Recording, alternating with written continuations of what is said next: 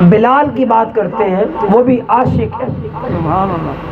بلال حبشی اپنا واقعہ ذکر کرتے ہیں، آپ فرماتے ہیں کہ ابھی دائرہ ایمان میں نہیں آئے، کلمہ نہیں پڑھا، ابھی پیچھے ہیں۔ تو بنو امیہ جو تھے، اپنا امیہ بن خلف، ان کے وہ غلام تھے، امیہ بن خلف، جناب بلال حبشی رضی اللہ تعالیٰ عنہ ان کے غلام تھے، تو وہ چکی پیس رہے۔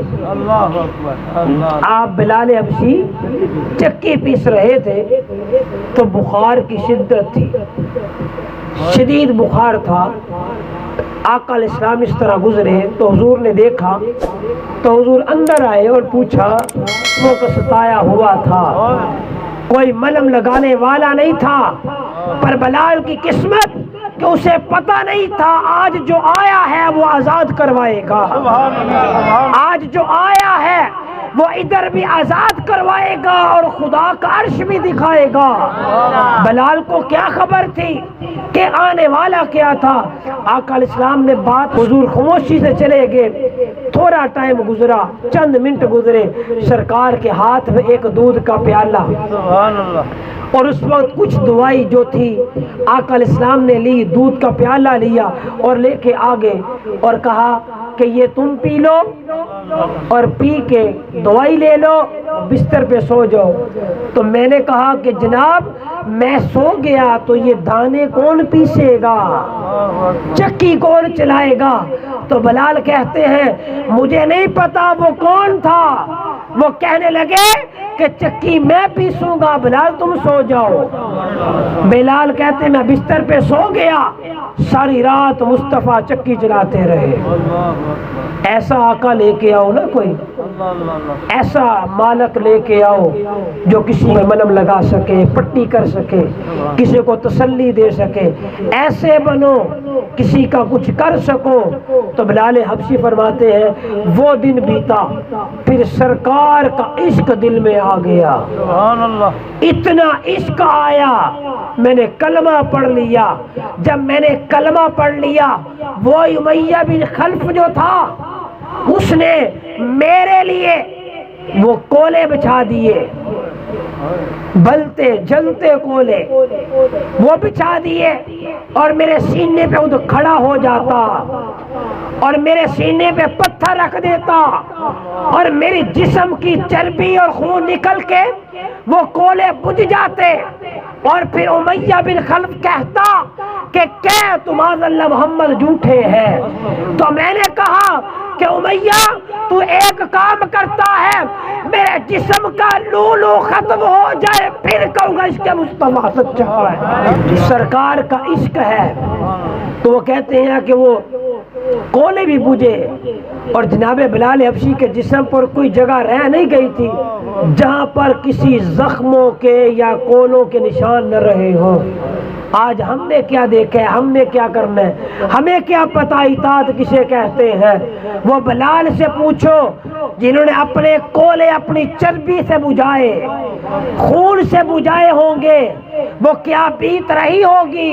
اور ایک سمت اسی سنا میں سرکار بیٹھے تھے، آقا علیہ السلام نے فرمایا صحابہ کوئی ہے جو میرے بلال کو آزاد کروا دے، کوئی ہے جو میرے بلال کو لے آئے۔ سیدنا صدیق اکبر اٹھے اور اٹھ کے امیہ بن خلف کے پاس گئے، کہنے لگے امیہ جتنی رقم لینی ہے دے دیتا ہوں، یہ بلال ہمیں دے دے۔ اس نے منہ مانگی رقم مانگی، آپ نے دے دی۔ تو امیہ پیچھے کہنے لگا ابو بکر میں تو تجھے بڑا تاجر سمجھتا تھا، جس کو تو نے اتنی بھاری رقم میں خریدا ہے اس کے پلے کچھ نہیں، میں تو سمجھتا تو بڑا سیانہ ہے۔ تو جناب ابوبکر نے جواب دیا، کہا امیہ بن خلف تجھے کیا پتا اسے کس نے خریدا ہے؟ جس نے اسے خریدا ہے وہ کائنات کا مالک ہے، وہ خدا کا محبوب ہے۔ تجھے کیا پتا کہ بلال کی قدر کیا ہے؟ یہ مصطفیٰ سے پوچھ، سرکار معراج کو جاتے ہیں تو سرکار بلال کے قدم جنت میں سنتے ہیں، اور جنت کی حوروں کی سردار کہتی ہے کہ رسول اللہ آپ سب کو دیتے ہو مجھے بھی کچھ دو. تو سرکار فرماتے ہیں جا تجھے بلال دیا, جا تجھے بلال دیا. تو وہ جنت کی حوروں کی سردار کہنے لگی کہ یا رسول اللہ بلال کالا موٹے نین و نقش, وہ حبشی حبشہ کا رہنے والا, میں حسین و جمیل. تو آقا علیہ السلام نے فرمایا اے حوروں کی سردار ابھی میں نے اپنے بلال سے نہیں پوچھا, میں نے اپنے بلال سے نہیں پوچھا کہ میرا بلال تجھے قبول کرتا ہے یا نہیں کرتا. جو تیرے در سے یار بک جاتے ہیں, جو تیرے در سے بک جاتے ہیں انمول ہو جاتے ہیں, انمول ہیرے بن جاتے ہیں. بلال حبشی کو خرید کے لایا گیا, اطاعت کی انتہا کر دی اور بات ماننے کا آخری حربہ لے آئے اور فتح مکہ کا موقع آ گیا. سارے صحابہ جن میں ابو بکر بھی ہیں, عثمان بھی ہیں, علی بھی ہیں, ابو ہریرہ بھی ہیں, عباس بھی ہیں, عبداللہ بن عباس, عبداللہ بن عمر ہیں, وہ سارے صحابہ موجود ہیں. آقا علیہ السلام نے فرمایا آج وہ خوش نصیب وہ کون ہے جسے کعبے کی چھت ملے گی, سبحان اللہ جی ماشاء اللہ, جسے سرکار خرید لیتے ہیں اسے سرکار کعبے کی چھت دیتے ہیں. سارے لوگ تکتے تھے آج میری قسمت, میری قسمت. بلال تیری قسمت میں ہماری نسلیں قربان. آقا علیہ السلام نے اس طرح کہا بلال کو بلاؤ. جناب بلال حبشی آئے اور فرمایا کہ بلال آج جو تو نے اطاعت کی ہے آج اس کا صلہ یہ ہے قدم تیرے ہوں گے چھت کعبۃ اللہ کی ہوگی. بلال کعبے کی چھت پہ گئے اور کعبے کی چھت پر جا کر بلال حبشی نے اذان پڑھنے لگے. تو عرض یا رسول اللہ میں نے صحراؤں میں مدینے میں جگہ جگہ اذانیں پڑھی, منہ کعبے کی طرف کرتا تھا, آج کس سمت منہ کروں؟ سرکار نے فرمایا کہ بلال آج تو کعبے کی طرف منہ کر کے اذان پڑھ لے.